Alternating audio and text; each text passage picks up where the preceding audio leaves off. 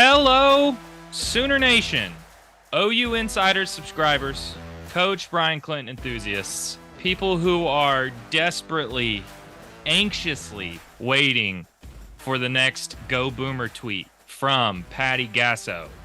This is the podcast for you. This is another episode of the Oklahoma Drill, a podcast fueled by OU Insider and the Rivals Network. I am Jesse Crittenden, and I am joined, as always, by the Hat Guy, Mr. Hat Guy, Mr. Brian Clinton. Brian, go Boomer? Question mark? Go Boomer. 9 exclamation points? Yeah. Go Boomer? We got another one just a few minutes ago. We did. Of course, this is being recorded on Wednesday, but right? It's Wednesday. Yeah, today's Wednesday. I had the same thing before we started recording. I was like, today's Wednesday. Once we get to the off season, it's hard for me to remember the schedule, days. like the daily schedule of football and softball and all. Like whenever there's not something pressing in season, it is kind of hard to keep up with things on a daily basis. But yes, Wednesday had a Go Boomer. Feel pretty good about who that one is, but we will see. I'm glad yesterday. No, you weren't wrong, and that's so. Let's talk about that. So yes, this is the best time for us to record. It's Wednesday, about 11:15 a.m. Central Time. We just got a Go Boomer tweet from Patty Gasso about 30 minutes ago, roughly. So by the time people see this, they will almost certainly know who OU has added.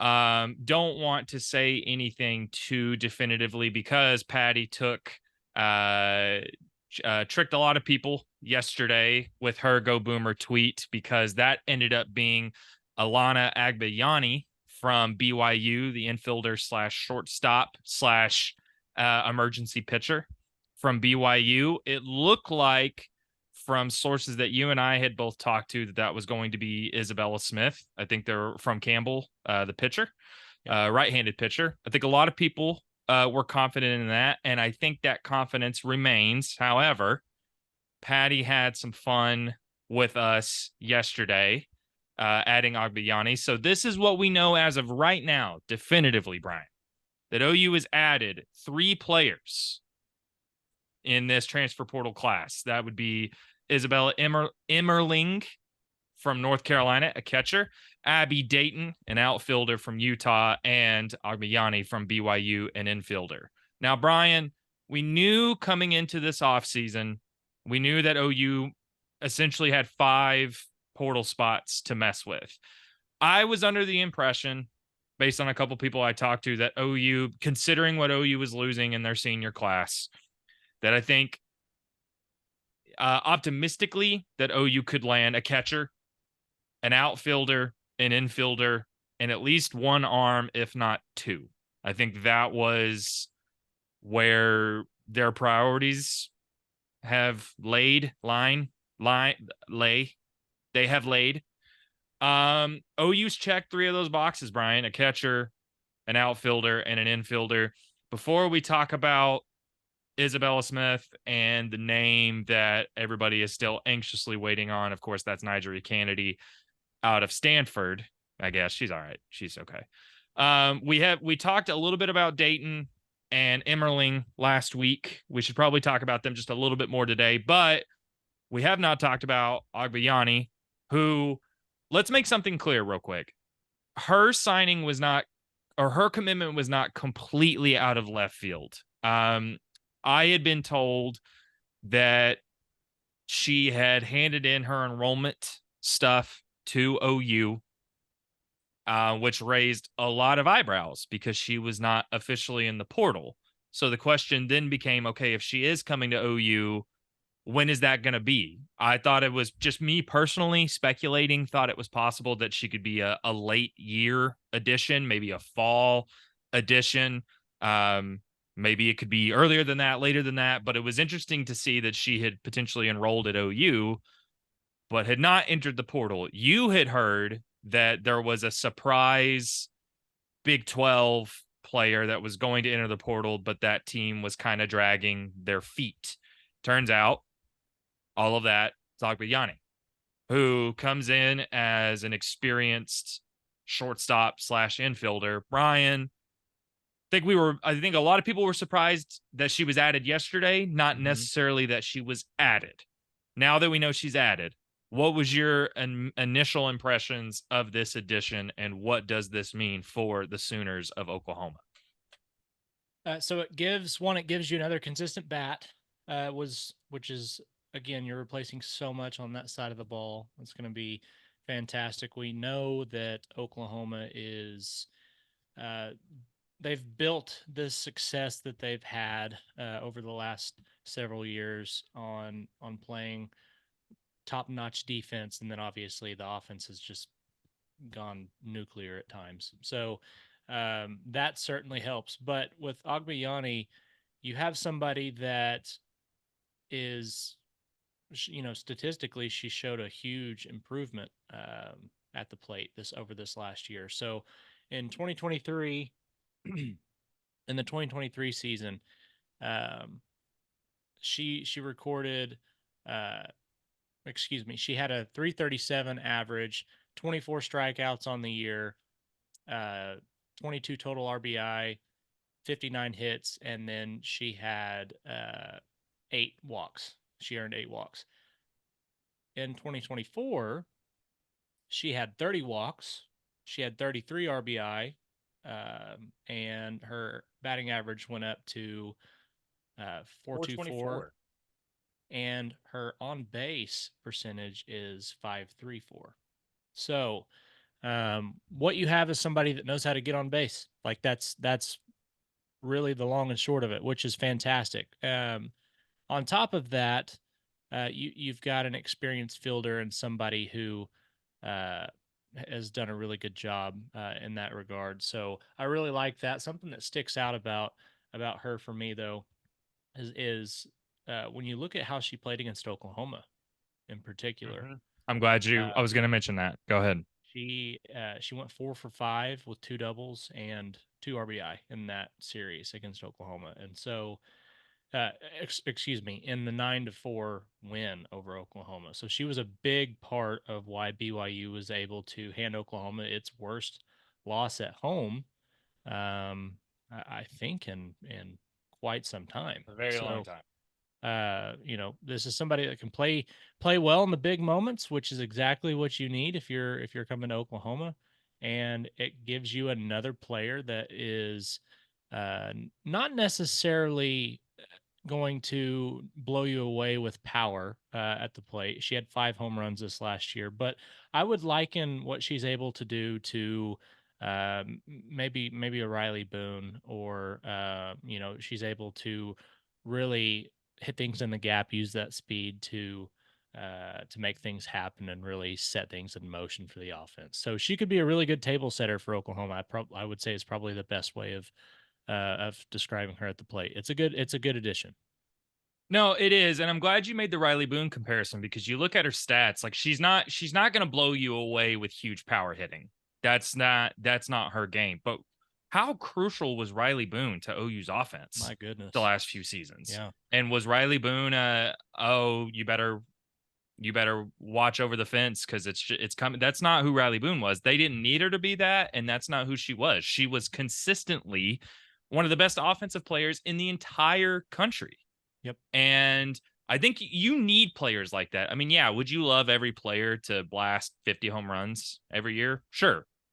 But OU's got power hitters. I mean, they've got Cassidy Pickering, they've got Ella Parker. I think they're really confident about some of these incoming freshmen to be able to come in. But when you look at her stats, man, she just gets on base. She just makes things happen. Yep. And there's a couple of things with her I want to mention. One is we said this a couple of weeks ago. If OU's going to have to lean on their incoming freshman class a lot next season, not only because of all the players that they're losing, but because this incoming freshman class is really good. One of the best in the country. It's really good. Having said that, if you've got 5 portal spots to open with or to work with, who do you want? Who are you trying to get? You're really not trying to add raw players with potential. You're trying to add experienced players who have recorded success on the field. Yep. That's Agbayani. Correct. And not only success against OU, but success in general, offensively and defensively. And I had heard from somebody when OU added Emmerling out of North Carolina that, hey, we've got our catcher. Her numbers aren't going to blow you away, but we've got our catcher. I think they feel the same way about Agbayani, that she can come in, shortstop, and replace Tiare Jennings. Yep. I think they feel confident in that. The other thing is that her numbers won't blow you away either, and she's primarily a shortstop, but she can throw a little. BYU threw her a little bit. Yep. She threw 54 innings the past 2 seasons combined. Her ERA is not amazing. It's like 3.84, but she's not a pitcher. That's not her main position. But right. I don't want to overlook that, because now, you need pitching depth regardless of what happens with Canady or anybody else. And is she somebody, especially early in the season, you can throw for a couple innings here and there? I think she is. Yep. And I think that's an underrated part of this, Brian. I don't know what you think, but like, to me, just in a pitching staff that needs depth, you have a shortstop that in the bowels of the early season, especially before conference play, you don't want to overexert anybody. Throw her in there for a couple innings. I don't know what you think about that aspect of it. Yeah, I would say it's definitely a bonus. It's something that kind of comes along with having not just another arm, but somebody who is experienced. You're not having to lean on a freshman. You're not having to lean on somebody that's trying to still find their footing as a player. This is somebody who's got all the confidence in the world in what she brings to the table already, and she's able to just step in and do what her team needs her to do, which is great. And so, really, at the end of the day, this is exactly the kind of player that you hope to get. I think a lot of what Oklahoma is going to be missing is that clutch factor, I guess. Somebody that can step in and be that for the Sooners going forward. And this is somebody who's going to bring some experience in the circle, obviously, like you just mentioned, at shortstop and at the plate. And so really like that she's a well-rounded asset for Oklahoma to pick up, and somebody that you should be pretty excited about. In that game that BYU, the biggest one of the season for BYU, almost got them into the NCAA tournament against Oklahoma State. She had 3 RBI in that game. She was a big reason why BYU was able to, really blow out Oklahoma State in that game, 7-2. So, yeah, it's a good addition, and it's always good to have somebody that can step into the circle and give you a few innings if you need it. Because, like you said, when Kansas City is on the schedule, when teams like that, no offense to Kansas City, but you get what I'm saying. It's valuable to not have to throw an arm out there that might be, you're keeping mileage off of some of the other pitchers in the room, and that helps. Yeah, and when you look at who OU had already added before her, they've not only added positions of need, but they've added experience. Now you think about Abby Dayton, you're trying to replace Jada Coleman and Riley Boone in the outfield. You've got an experienced Big 12 player, I guess Utah wasn't in the Big 12. You've got an experienced Power 4 team or Power 4 player to come in. You look at Emmerling at catcher.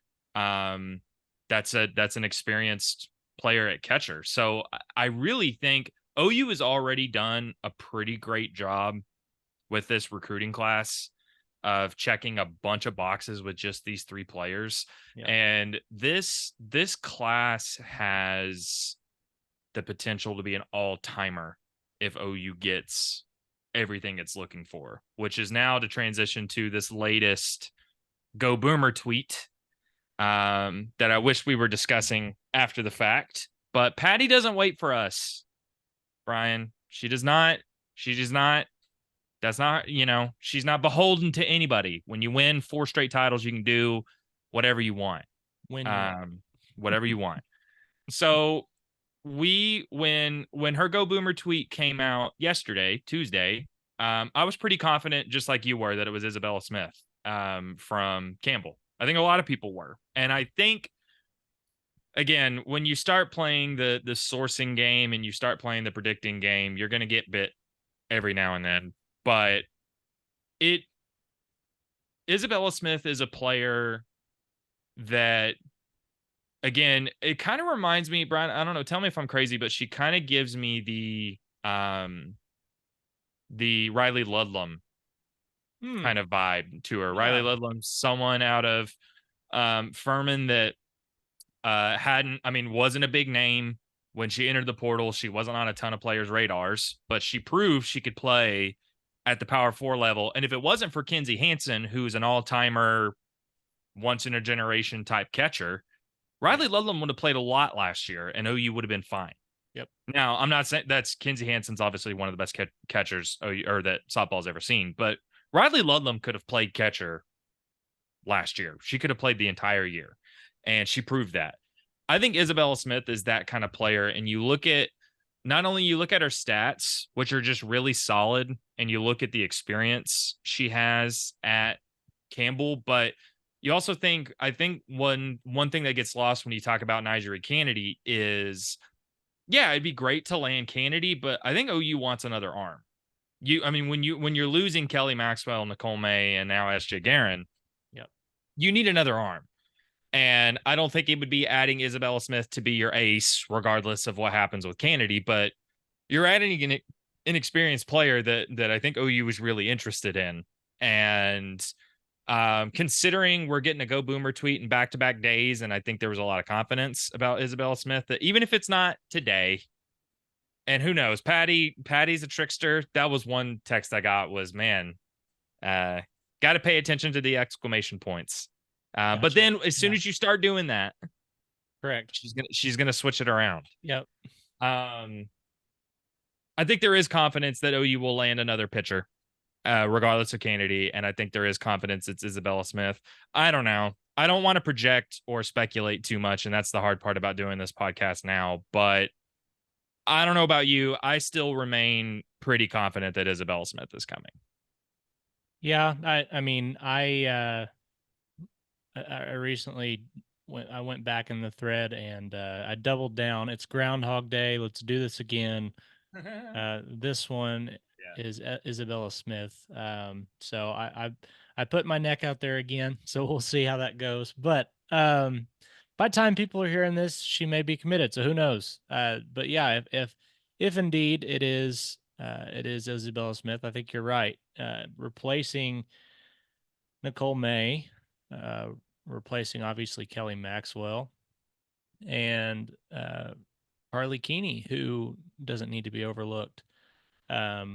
It's been yeah, you know, it's a tough ask to then look to Kirsten Deal and say, all right, you are now the veteran in the room, and this is on you. Um, I think it would benefit the Sooners to have more than one arm coming in. Hopefully, Canady is the person that fills that role if you're the Sooners. But if you can have more than one arm coming in, I think obviously you want that. And Isabella Smith is somebody that brings experience, somebody that brings success. Sure, she didn't play in the SEC or in the Big 12. She was in the Big South, but a 1.56 ERA isn't anything to shake a stick at. Like that's pretty good. And she was 26-7 on the year. So if you can bring somebody like that in, I think that obviously plays a major role. And the other thing is even with the pieces that Oklahoma is losing on the defensive side of the ball, a very integral part of a Patty Gasso team is they play sound defense. There's no reason for me to believe that that's just going to up and stop now. It was happening before the senior class was there, and it should continue.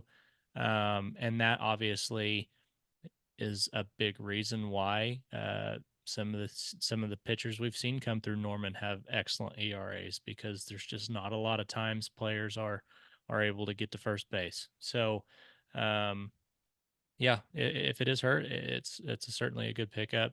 And yeah, you've got to stack, especially in today's game, the way it's changed over the last several years. You have to stack experienced arms if you have the opportunity, because it's by a staff mentality now. You can't just ride. Well, I guess you could technically just ride a Canady all the way to the World Series, but you can't place all your eggs in that basket just yet. So Well, and she's going to be a redshirt senior.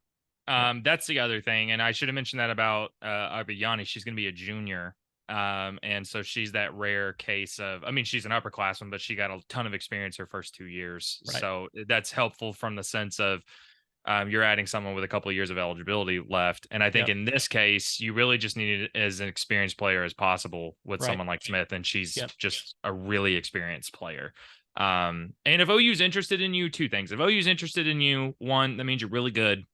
And two, I think it's always important to remember that softball recruiting, while it's getting a lot bigger as the sport gets bigger, and I think it's becoming easier and easier and more accessible to identify the true game-changing talents in every recruiting class. hmm, Softball's still picking up, and I think we're seeing more than anything that sometimes, like, just because you don't land at a Power 4 program right away doesn't mean you're not a really good player. right. Um, Especially in softball. Um, there's just there's a ton of programs that the transfer portal is getting bigger and bigger. So all that to be said, I think OU needs another arm outside of Canady. It would be a really good pickup to add someone like Smith, who's not your ace, but an experienced player that you can throw out there. We might as well talk about NiJaree Canady, but before we do that, Brian, you ever lived a little too hard? You just forget to apply your daily deodorant and you get hit by a truckload of BO from all directions? Does that 3-in-1 shampoo leave you needing a second shower just a few hours after the first? Well, from the founders of Lumi, Mando whole body deodorant is helping men conquer their odor in a new way. Formulated with mandelic acid, Mando has long-lasting 72-hour odor control that actually stops odor before it starts. Best part is you can put Mando everywhere: pits, packages, feet, skin folds, back, knees, everywhere. To top it off, Mando's cologne quality scents were created with men in mind. Pro tip: try their best selling scent, bourbon leather. It's a game changer. Once you experience fresher underarms, a fresher package, and fresher feet, you'll never go back. We got a special offer for everybody out there. New customers get $5 off a starter pack with our exclusive code and link. Use code INSIDER, that's INSIDER, at shopmando.com. That is, use code INSIDER at shopmando.com. That's SHOPMANDO.com. Get started today with Mando. Brian, NiJaree Canady, good pitcher. Pretty good, Thoughts? Pretty good pitcher. pretty good. Look, we said this last week. We've said this over at OUinsider.com that this is not going to be a sporadic, quick decision, that her recruitment was going to take some time, that it was going to be a little bit of a slow burn.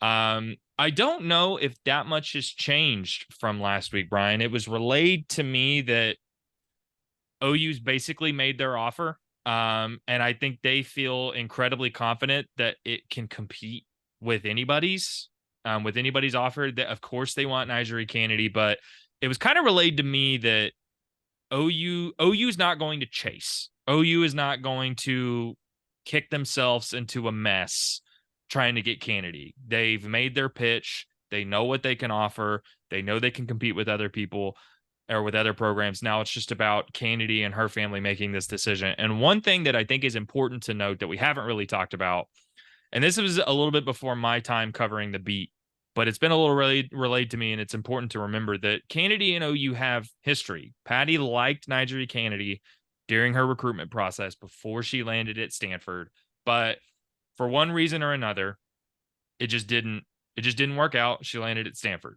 So that familiarity is there, but I don't think a ton has changed from that high school recruitment to now.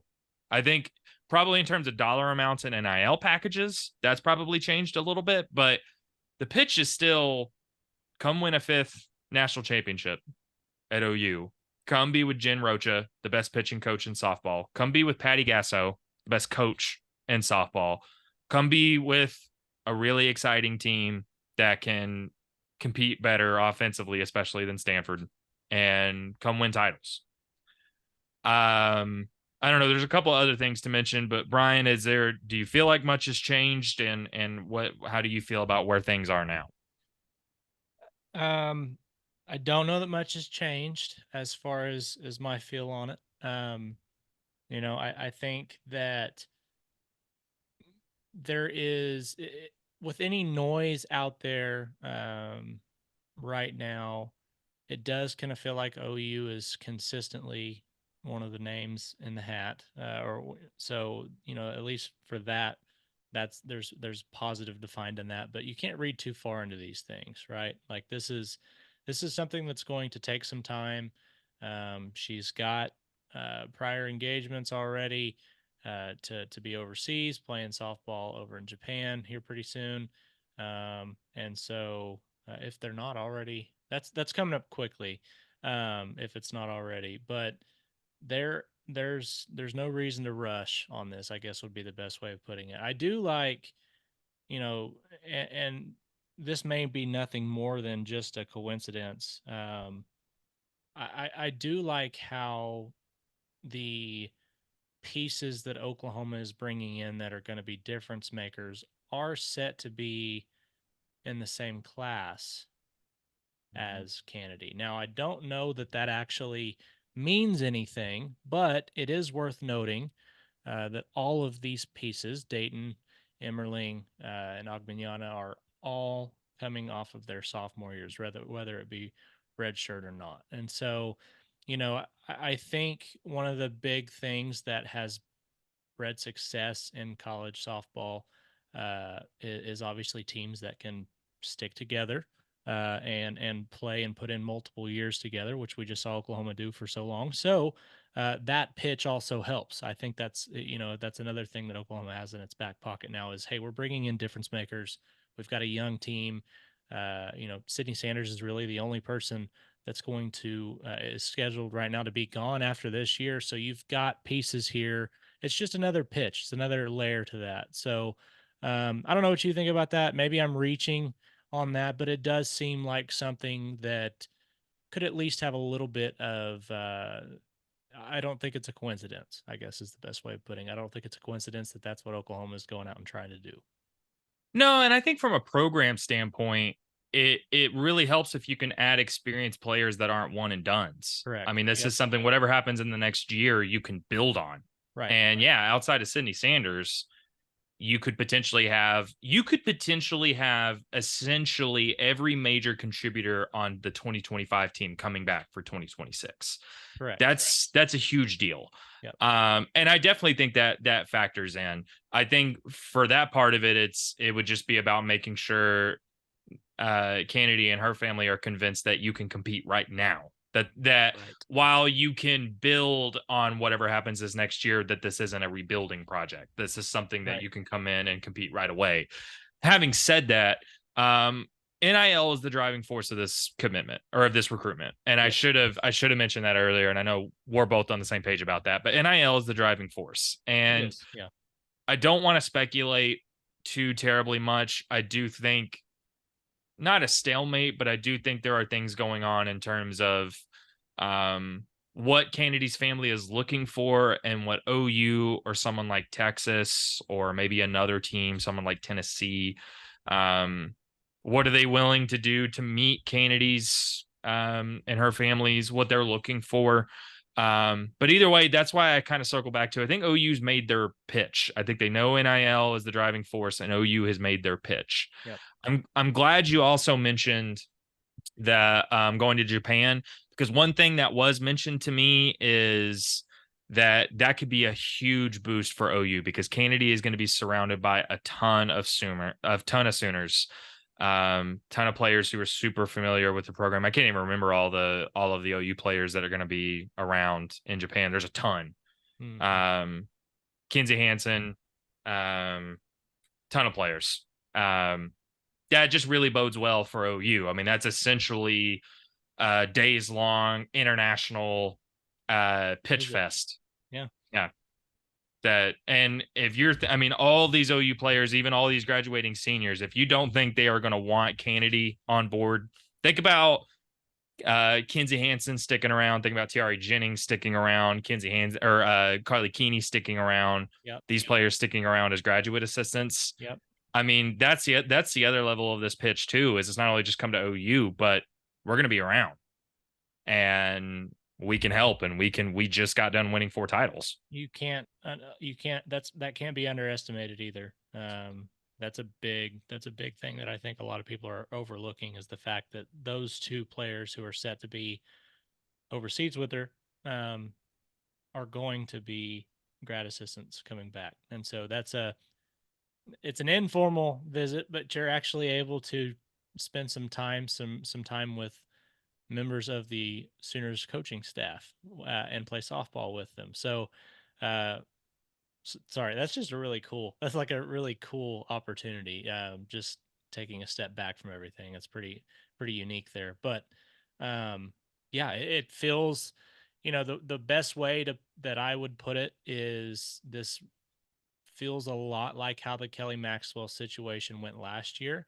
Now, I'm not prognosticating and saying that this is going to end up in Oklahoma's favor for sure. That's not what I'm getting at, but I am saying it does feel like the timeline's similar. It feels like this is uh, Maxwell was the biggest name in the portal last year, outside of Jordy Ball, but everybody knew where Jordy Ball was headed. So, I think this is very similar in a similar vein. She got to spend a lot of time with Sooners overseas while she was playing, and so Canady's going to get that same opportunity now, and we'll see if OU can bring it home. Oh, and when you think about what OU has added already in the portal, because here's the last thing I'll say is I don't think adding Canady makes OU the clear, overwhelming number one, no doubt championship favorite next Nope. year. I I don't even don't. think it makes them the favorite. I mean, I sounds crazy. I'm probably going to not make very many friends on saying that, but um guys, like Texas is legit. I like that's a they're returning everybody, and Florida is legit. It's those three teams. If Kennedy was to come to Oklahoma, I want to know what you think about that too. But Texas, Florida, and Oklahoma, if Kennedy was to come aboard, would be tough for me to separate those three. No, I think I largely feel the same way. I think OU would be clearly in shape and like really in championship contention with Canady. Yeah. Especially with these other portal additions. It's less about even the sum of OU's parts. It's more about how much you're losing. And it's Yes. not just the talent you're losing, but also this is going to be essentially a brand new roster next year. Right. Yep. And that's a big deal. And that's a lack of continuity that OU just hasn't had to worry about the last several years. So it's a different, and Patty has even said she's gonna actually have not she's obviously saying it in jest, but she's gonna actually have to coach next season Right. Yeah. because all of a sudden you're going to be predominantly underclass, or you're going to be primarily underclassmen on your roster, and 5 massive transfer portal additions, or potentially 5 massive portal transfer additions that you're going to have to that are probably going to play big roles that you're going to have to assimilate into the program. So I think it's more about that and more about, yeah, Texas isn't going anywhere, Florida isn't going anywhere. Look at UCLA, Oklahoma State. So no, I don't think adding Canady makes OU the overwhelming favorite by any means, but man, adding Canady, yeah, I think it would put OU in championship contention. Yeah. Absolutely. For sure. And especially with the pieces that they've added. I really like Apignani as an addition. I do too. I just really like her. Yeah. Um, Anytime you can get somebody that's over 500 on base percent, like that's huge. Like you and I talked about this off air. If you're looking at one statistic offensively, if you're looking at one statistic that leads to scoring runs, um, the most important one on base. If you can get on base, it doesn't matter how you do it.